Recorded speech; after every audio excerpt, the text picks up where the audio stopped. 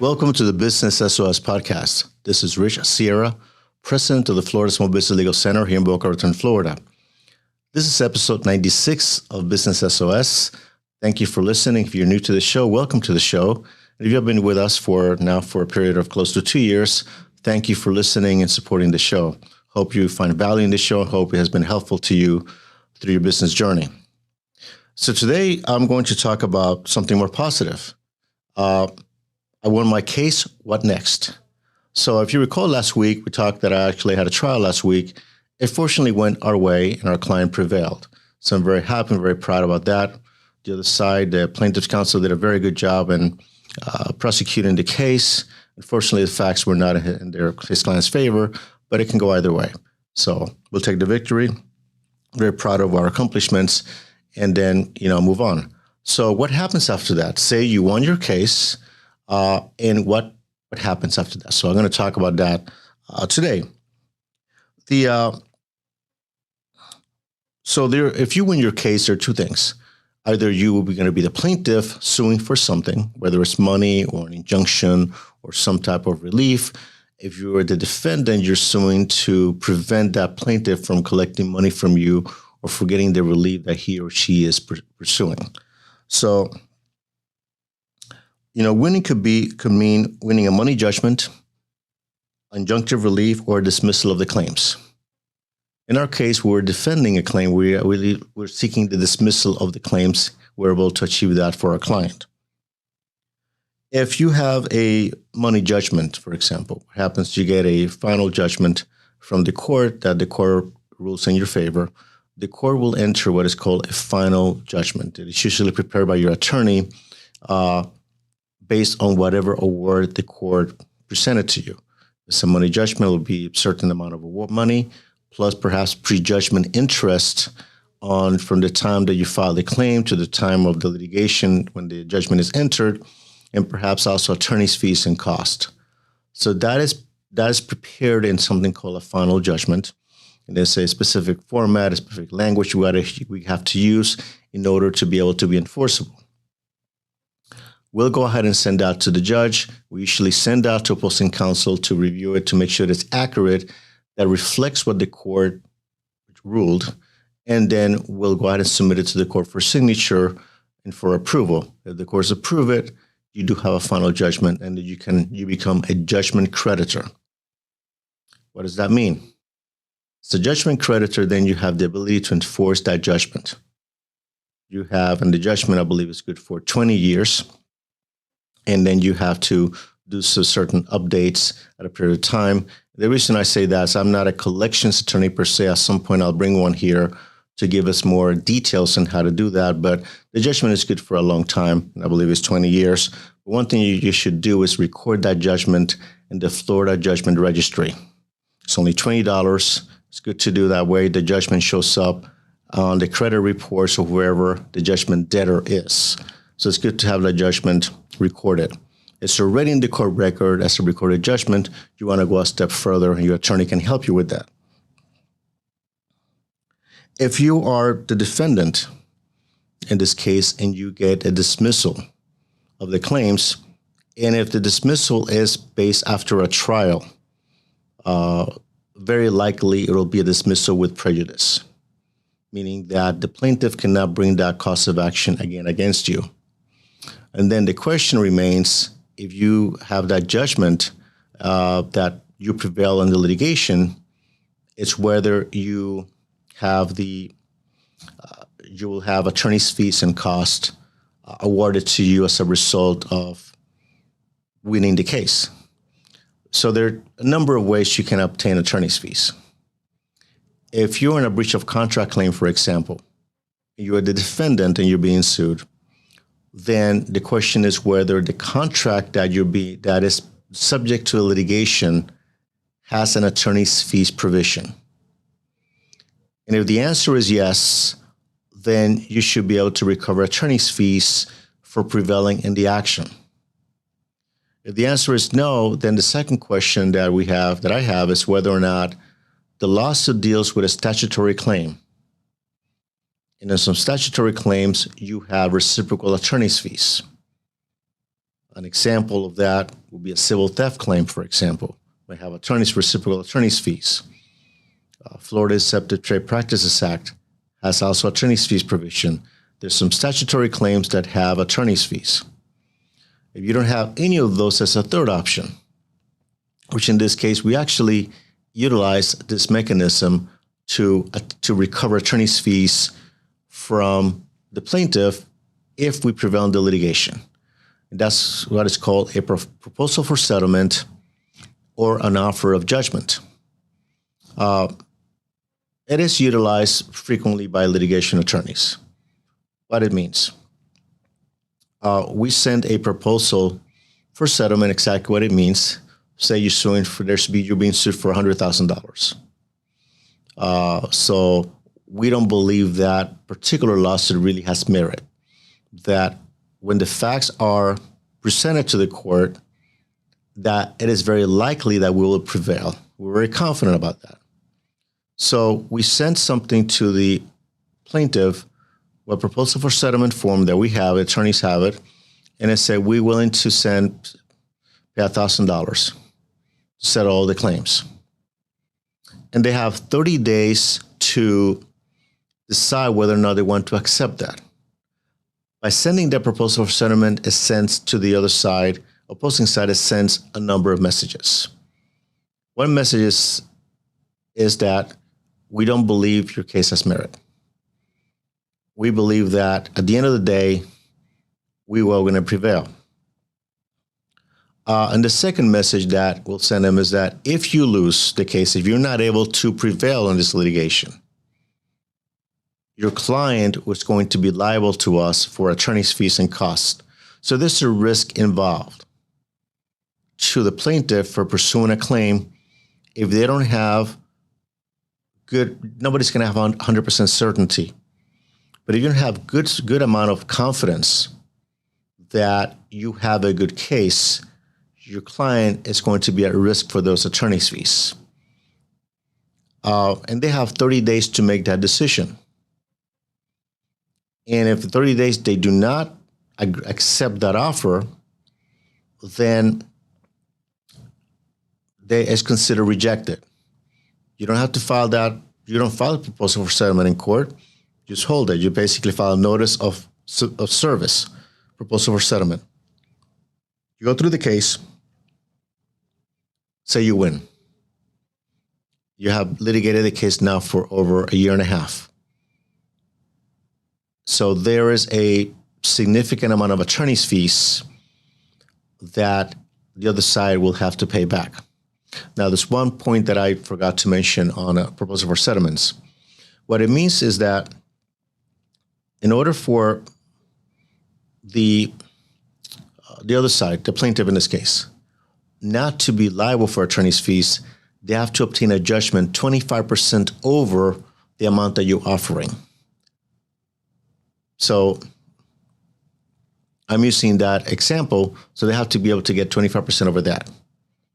If they don't, they're going to reject it. If they're suing for $100,000, you are offering $1,000, it's going to get rejected. But in some cases, the amount is different. The amount could be $50,000, so that's a significant amount to offer. But they have to be able to get that judgment 25% over. Say they get a judgment for 15% over the amount. They're still going to be liable for attorney's fees. And the reason for that is the court is encouraging people to settle their cases. They want people to the best they can settle their cases. So if the court looking at this said you had the opportunity to settle this case for this amount and you were not able to prevail and get over that 25% threshold, then you got to pay the other side's attorney's fees. Okay, that's really more inside baseball. The attorney can explain that to you. The point is, it's another mechanism that is available to collect attorney's fees. Another mechanism also to collect attorney's fees, which is not used very frequently because it's difficult to obtain. It is under Florida statute 57105, what is called a motion for sanctions and attorney's fees. What it means is that if you feel that the lawsuit is completely frivolous, then the attorney receives what is called a safe harbor letter, along with a draft of the motion that is not filed with the court. In essence, telling the other attorney, say, we believe this lawsuit doesn't have merit, but it's completely frivolous. You're not going to win on the facts. You're not going to win in the law. And you have 21 days to withdraw this motion, to withdraw this complaint, this defense, whatever the case may be. If you don't do it in 21 days, then you can file that motion. And if the court agrees with you, then the attorney has to pay half of the attorney's fees, and his client has to pay the other, also attorney's fees, the other half. So it's really, it's also putting the attorney in a position that he or she will have to pay attorney's fees if the court agrees with that motion. Those are rarely granted. They're granted yet, but they're rarely granted simply because all the attorney needs is a good faith basis to pursue the claim or defense. And you got to have a very high standard to be able to achieve that. It is not impossible, but it's a more difficult route to take. So there are 4 mechanisms to get attorney's fees. So say you have attorney's fees, so the next step for that is to file a motion for entitlement to attorney's fees and have the court award the attorney's fees to you, to your client. In that case, my client. And usually what you include a statement of a copy of the bill. You have an affidavit of the time you spent on the case.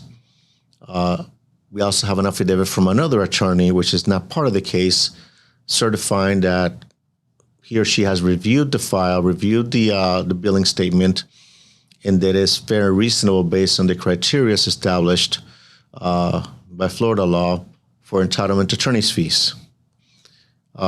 You put an affidavit of damages and attorney's fees as well by the client, and then that is all submitted to the judge for consideration. Now, usually in these cases, what we do is negotiate with the other side and said, do you agree with this amount of attorney's fees that we're seeking? If the attorney says yes, then all we need is an agreed order that this has been agreed upon and there's no need for an evidentiary hearing. If the other attorney feels that these fees are excessive, that we should not be entitled to these attorney's fees, then this amount of attorney's fees, then we have to have an evidentiary hearing for the court to determine what is the amount of attorney fees that should be awarded. Usually in this case, you got to bring another attorney to act as an expert witness on your behalf to testify that the attorney fees are reasonable based on the amount of work and time that's spent on the case. But it is also a risk for the other side to challenge the amount of attorney's fees you're seeking because attorney fees will be awarded. The question is the amount. So if the judge awards attorney's fees, the judge can also award the time, the expense, and the expert fees involved in having that hearing in the first place. So those attorney's fees escalate. So I wanted to share that with you. So yes, there's still a process after you win the case to get those attorney's fees. Now, let's talk about the judgment part of it. You won the judgment. How do you collect? It's a whole different conversation altogether. That will be subject for a different podcast, but I'm going to touch briefly on that. So as part of the judgment, we include, the judgment is a court order. We include also a statement that says that the judgment debtor or the defendant must submit what is called a fact information sheet. And I cover those in prior podcasts. I actually cover 1.977A, 9.977B. A is for individuals, B is for businesses. and they have 45 days from the date of the entry of the order to complete the fact information sheet and provide bank statements, documents. And the objective of that is to really give you all the information, as much information as you can have to begin to garnish assets, those that are garnishable or those that you can collect on to be able to enforce a judgment. So some of those documents include bank statements for the last 2 years, tax returns for the last 2 years, titles of cars, a list of any type of jewelry they might have. There's just a lot of different assets they have to include. Title to the home, any money market accounts, stock certificates, anything of value that they own will be included as a fact information sheet.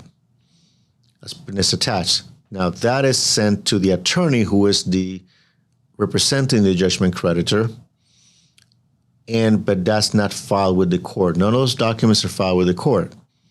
The only thing that is filed with the court is notice of compliance of service of the fact information sheet. That's the only thing that is sent to the court. Then the judgment creditor will decide what to do with that information, how to enforce that, whether it's garnishing wages, whether it's garnishing bank accounts. There's a number of tools that a collections attorney has to be able to garnish, to enforce that judgment. If the debtor has, say, property that is not homesteaded, something that is not a residence, that property could also be at risk for potential sale. So put a lien on that property and is forced to sell that property as well. So there are a lot of different tools available.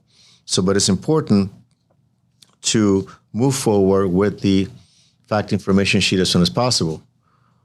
They don't comply with the fact information sheet, then we ask the court to file an order to compel discovery, to compel completion of that form. They still don't comply with that form, you can ask the court to issue a writ of attachment, which is arrest, bring them to the court and explain why they have not completed the fact information sheet, by holding them on contempt of court. The court cannot force anybody to pay per se if it's a judgment, but the court can hold somebody in contempt of court for not completing the fact information sheet. So I just want to make that distinction, that there's two parts to winning a case. You win the case, you get the judgment, you have that piece of paper says you're entitled to collect certain amount from a judgment debtor. The second part is the collections part. So it's not automatic. Now, there's also an issue here that because you won the case, the defendant has some options as well, or the losing side has some options. One of them is to appeal the judgment. And without going into the mechanics of it, they have generally 30 days to appeal from the final judgment. They have 15 days before that. They got 15 days to submit what is called a motion for reconsideration of that final judgment to the court. And then the court that entered that judgment, then the court decides whether or not to reconsider that final judgment or to overrule or deny that motion. After that, then the losing party has the right to appeal it. And that's a different conversation altogether. But I want to make it clear, just because someone appeals a final judgment does not mean that it stops collections. You as a judgment creditor can continue collecting of that judgment despite of an appeal unless the court agrees to stay collections of the final judgment pending appeal, which very rarely the court agrees to that. Or number two, the judgment debtor posts a bond with the court. Posting a bond means you got to write the amount of the check, the amount of money into the court registry, and then collections will stop at that point because at least the money is in the court registry. Should you lose your appeal, the judgment creditor will be able to collect on that judgment. So there are a number of options available here to you. Yeah, I mentioned this in the defense side. If you won, what can go wrong? Yeah, the opposing party can file a motion for rehearing. I just mentioned that as well. A notice of appeal within 30 days. It is important that you preserve everything. Just because you won the case, you don't start deleting or shredding documents or getting rid of them until the case is finally closed and after the matter is completed, including a potential appeal.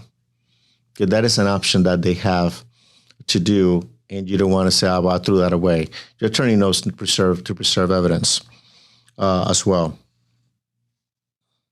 It's important that if you're going to, once you win the case, it's important not to gloat on social media and listen, this can go either way. The reality is going in front of the court. Nobody's going to know what's going to happen. Nobody can predict what's going to happen. So I think any type of social media statements, I don't like them. It's good to just keep everything professional, especially if there's a reconsideration of any kind. You don't want the case to be reopened.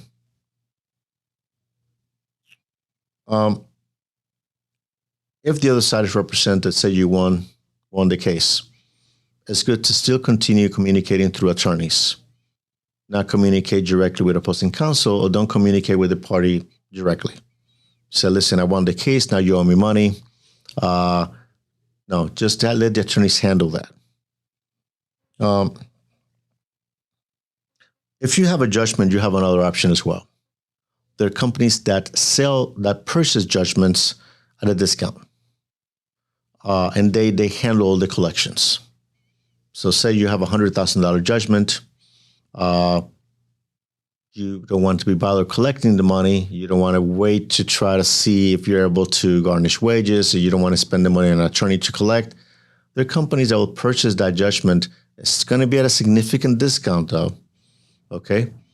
But there you can assign the judgment to another party, another company, and then you can collect some money, and then they handle everything else. They handle the collections, they handle the enforcement. They take the risk of the collections. You don't have to handle that. So that's another option as well, as opposed to having a piece of paper that you may or may not collect from. Possibly, if it's something that is an asset that you can sell, consider that as well. I mean, there's just very different options, but you're a judgment creditor. You do have a significant amount of options as well. Another option that you have is negotiation. You won the judgment, now you want to collect your money. Okay? In a perfect world, you want to collect 100% of what you won. But it's not a perfect world. The reality is money in your pocket is more important than having a piece of paper that has a number that you can collect from, and then spend a few years trying to collect. So oftentimes what parties do, you won, so listen, my client wants to resolve this matter. This is what we can do. We'll give you 80% of what the judgment entails, okay? It could be on a payment plan. It could be at different options. But you also can negotiate a potential settlement at a discount to get your money. That's, at the end of the day, that's what you want to accomplish. So there are a lot of different options. Your attorney can discuss those with you about what to do.